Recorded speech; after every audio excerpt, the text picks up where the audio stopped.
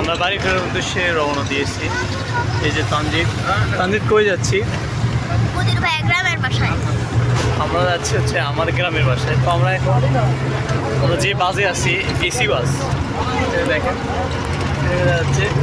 বাইরে থেকে রোদ কিন্তু ভিতরে ঠান্ডা নাকি না? ভিতরে গরম বেশি। তো আমি আর তানজিদ যাচ্ছি এবং তানজিদের ভিডিও আপনারা দেখছেন। এই যে বাসটা পুরোটা দেখেন।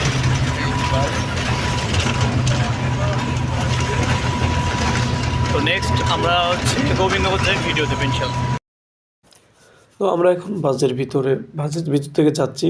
তো যাওয়ার পর বাইরে থেকে জানালা দিয়ে বাইরের দৃশ্যটা দেখতেছে। তো আমার ছোটো ভাই তানজিদ অনেক খুশি, মানে ও আমার বাসায় যাচ্ছে অনেক দিন পর।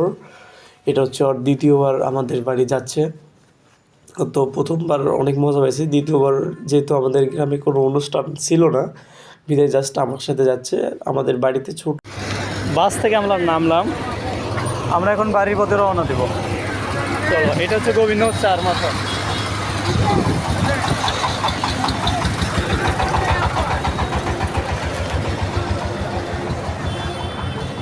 সাথে আছে তানজিদ হাঁটো।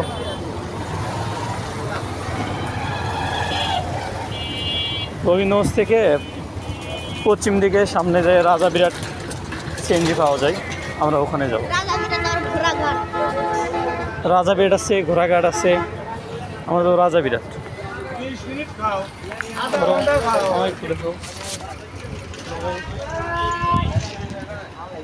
আমরা এখন বাড়ির পথে রওনা দিচ্ছি।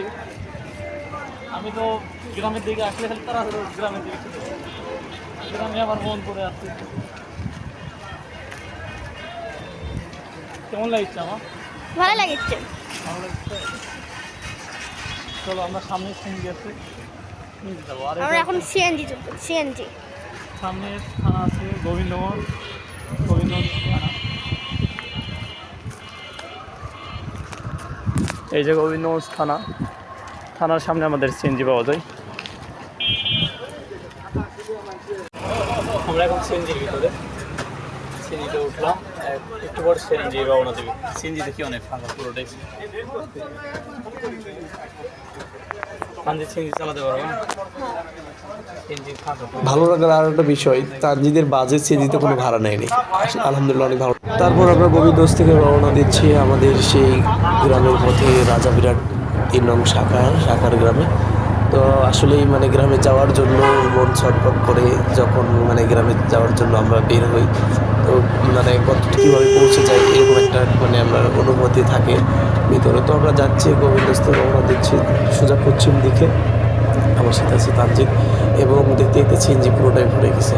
তো যাওয়ার আরেকটা মানে ভালো লাগার সব থেকে মেইন পয়েন্ট হচ্ছে আমরা যখন আসি এবং যাই এবং হচ্ছে বাজে যখন মানে ছিলাম যাওয়া আসা করছি, আলহামদুলিল্লাহ সিএনজি বাস মনে করেন যে কোনো জায়গায় আমার ছোটো ভাই তানজিদের ভাড়া নেয়নি এবং তাকে বসার জন্য একটা সিট দিয়ে রাখছিল।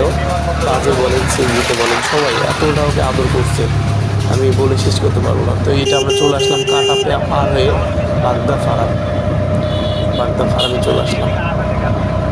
আর বাগদা ফার্মের দৃশ্যটা অনেক সুন্দর একটা মরুভূমির মতো, জঙ্গলের মতো, আসলে মানে একটা ভ্রমণ করার মতো একটা জায়গা, সুন্দর একটা জায়গা। আমরা চলে আসলাম হচ্ছে এটা আপনাদের দেখাই ফুলবগিরের রাস্তা। এটাতে আমার বোনের বাসাতে যাওয়া যায় এবং আমাদের বাসায়, আর সোজা গেলে আপনি ডাইরেক্ট যাবেন বোনের বাসায়। আর এই যে পশ্চিম দিকে থেকে আমাদের বাসায় আমরা চলে যাচ্ছি আমাদের গ্রামের দিকে। আমার বোনের রাস্তা সিয়ে চলে আসলাম, আমরা চলে আসলাম মানে আমাদের হচ্ছে অ্যাপেক্স হচ্ছে এখানে আপনাদের কিছুদিন পর বিমানবন্দর হবে এবং অ্যাপেক্সে অনেক কোম্পানি অনেক কিছু আসবে। আমরা সেইগুলো আমরা মানে এখন থেকে আমাদের জন্য মানে ভবিষ্যতে আমাদের যারা আমাদের এলাকাতে অত এলাকাতে থাকবে বেকার, তারা হচ্ছে উন্মুক্ত হবে, বেকার থাকবে না। তো সাইডে দেখতে দেখতে তানজিদ করছে ভাইয়া ধান তো পাকছে, অনেক সুন্দর লাগতেছে। তো বললাম ধানের একটা ফুটেজ নেই। তো আমি যেহেতু ফুটেজটা করতেছি বগুড়া থেকে বাড়ি পর্যন্ত ফুটেজ নিব, তো সেই হিসেবে ধানের একটা ফুটেজ নিলাম। এত সুন্দর লাগতেছে, সোনালি কালার। এই জন্য বললাম আমার বাংলা, আমার সোনার বাংলা কিসের জন্য বলা হয়েছে? এই যে ধান ক্ষেত, সোনালি ক্ষেত। এই যে আমরা সিএনজি থেকে নামলাম, এখানে কোথায় এটা? রাজা বিরাট, চলো হাঁটো সামন দিকে। এটা আমাদের সেই চীনা পরিচিত রাজা বিরাটের রাস্তা।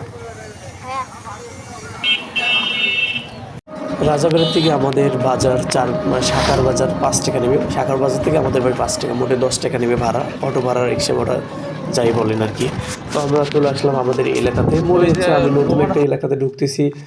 আশেপাশে মানে সব কিছু অচেনা অচেনা লাগতেছে, কিন্তু এখানে আমার 20টি বছর জীবন পার হয়ে গেছে। এসএসসি, ইন্টার, অ্যাডমিশন সব কিছু আমার এখানে 5-10 বছর 20 বছর আমি এখানে পড়াশোনা করছি নিজ গ্রামে, বাইরে কখনো যাওয়া হয় নাই।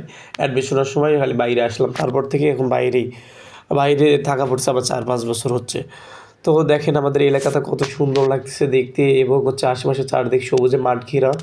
তারপর আমি ইনশাল্লাহ মানে বাড়িতে আসলে আমি চেষ্টা করি সবার সাথে চলুন বাবা, এটা আমরা বাড়িতে চলে আসলাম। বাড়িতে চলে আসার পর ফ্যামিলি সবার সাথে দেখা করলাম। তো তাজিদ মোটরসাইকেলে চড়ছে, ছোট একটা ভাই। পর মাঠে খেলা মাঠে আসলাম, আমরা ক্রিকেট খেলছি, তাজিদের খেলা হচ্ছে ফুটবল, ওই যে তাজিদ খেলাচ্ছে ফুটবল। আমরা এখানে সবাই তারপর সকালে খাওয়ার পর আমরা নাস্তা আমাদের দিছে, এবং হচ্ছে তাজিদ করছে ভাইয়া আমি আপনার সাথে নাস্তা করবো, আমি টেবিলে নাস্তা করবো না ডাইনিংয়ে। আমি আচ্ছা ঠিক আছে, তুমি যেটা ইচ্ছা তুমি সেইটাই করো, তোমার ইচ্ছাটা না, তোমার যেটা চাও আমি সেটাই মানে চেষ্টা করছি যে ও যখন যেটা চাইছে সাথে সাথে সেটা পূরণ করে দেওয়ার জন্য। এবং আমি সকালবেলা ওর সাথে 2 জন মিলে নাস্তা করলাম। নাস্তা করার পর তারপর আমাদের বাসাতে আমার হচ্ছে বোন এবং বোন জামাই এসেছে, এবং বোন জামাইয়ের সাথে আরও 2-1 আত্মীয় স্বজন এসেছিল, এবং আমরা তাদেরকে মানে আপ্যায়ন করার পর, মেহমানদেরকে আপ্যায়ন করার পর আমি আর 24 ঘন্টা থাকছি। 3টার দিকে রওনা দিচ্ছি বাড়িতে, আবার 3টা বাড়ি থেকে রওনা আসছি, মানে থাকতে পারি নাই। আব্বু মানে খুবই মানে আমার যে টেনশন যে অল্প সময় আছে, যেহেতু আমার পরীক্ষা ছিল। এই যে আমার বাবা আমার খালু ডাইনিং টেবিলে সাজাচ্ছিল খাওয়ার জন্য সকালের নাস্তা। তো যাই হোক, আমার হচ্ছে এটা বোন জামাই এই যে R15 নিয়ে বের করতেছে, আমরা এখন একটু ঘুরতে যাব। তো আসলেই মানে R15 চলার সময় যে R15, তো আমরা দেখতে দেখতে বগুড়ায় চলে আসলাম অল্প সময়ের জন্য, যেহেতু গ্রামের বাড়ি গেছিলাম। তো বাড়িতে ঘোরাফেরা করে যাই হোক মোটে অল্প কিছু খাওয়া দাওয়া করে আমরা চলে আসলাম বাড়িতে। অল্প সময় আগেও থাকছি, তাজিদকেও অল্প সময় থাকালাম, যেহেতু আমাদের 2 জনের পরীক্ষা ছিল। তো আমরা চলে আসলাম বগুড়া আজিজুল হক কলেজ কামারগাড়ির সামনে বালুর মাঠে, তো যেখানে আমরা আসলে খেলাধুলা করি। তো বালুর মাঠে যখন তাজিদ একটা পা দিয়েছে, আমার মনটা অনেক শান্তি, এবং ওর বাবা মার মনে অনেক শান্তি, যেহেতু মানে সন্তান নিজ থেকে অনেক দূরে গেলে একটা মনের ভিতর